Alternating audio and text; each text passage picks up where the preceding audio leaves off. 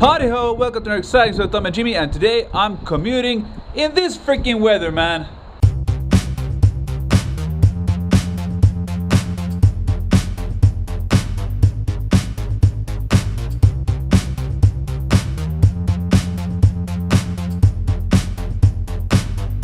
Today we're gonna get a big old blizzard, and everybody remembers the blizzard from last year.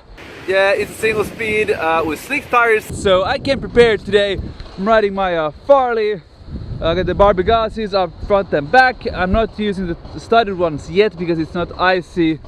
And what else? Yeah, decided to go with clip-in shoes. So I got the, jeez, I can't remember the number of these, but Lakes, yeah. And yeah, moto glasses because it's, you know, this snow hurts my eyes. Great commute.